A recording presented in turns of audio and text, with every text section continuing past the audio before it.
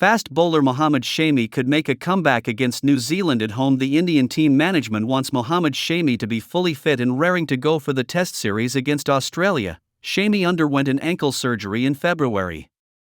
The Indian team management will not rush fast bowler Mohammed Shami's comeback, as their priority is to have the 33-year-old fit and fresh for the 5-match Test tour of Australia later this year, though Shami's rehabilitation program after an ankle surgery in February is well on course. His availability for the Bangladesh series at home next month remains highly unlikely as he continues to build on his fitness. It is understood that Shami's target would be the Ranji Trophy opener on October 11, which would allow him to make a comeback during the second or third Test against New Zealand at home, which is after the series against Bangladesh. Alternatively, there is also a school of thought to send Shami to Australia with the India A team that is scheduled to play 2 4-day fixtures starting on October 31 and November 7 at Mackay and Melbourne. Having suffered an ankle injury last year, Shami hasn't played a competitive cricket match since last year's World Cup final at Ahmedabad. After undergoing a couple of months of rehab at the National Cricket Academy, NCA, in Bengaluru, Shami opted for a surgery in the end of February.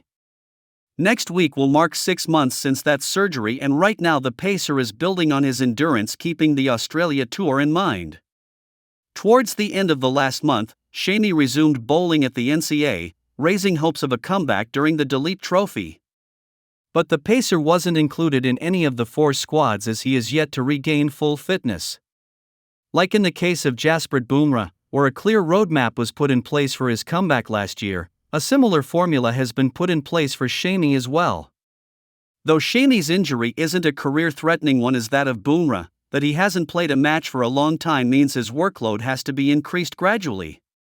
According to those in the know, once Shami starts bowling regularly to batsmen at the nets, the next step would be to feature in practice matches at the NCA.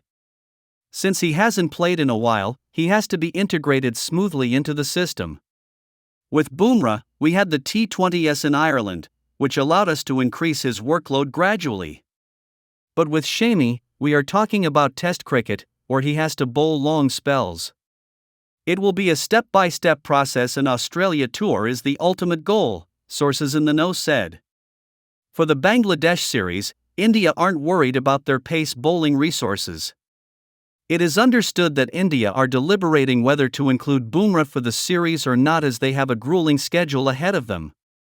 Starting with the 2 tests against Bangladesh that begins on September 19, India will host 3 more tests against New Zealand before leaving for Australia mid-November.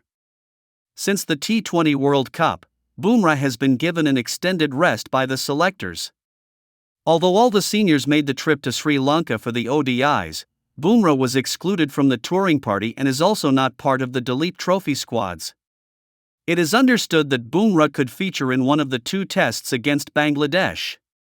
Since there is just a 3-day break between each of the 3 tests against New Zealand, Bumrah is likely to feature only in 2 of them. Like Bumrah and Shami, even Mohammad Siraj's workload is being monitored and he will be rotated during the home season. Siraj has had a busy calendar over the last 18 months and, like Bumrah, is expected to be rested for a couple of tests at home. We cannot rest everyone at one go because you need experience even in home conditions. Like in the case of England's series, where India paired a senior pacer with a youngster, a similar approach would be adopted. There is a good crop of fast bowlers at the Duleep Trophy, who have been picked keeping the Australia tour in mind.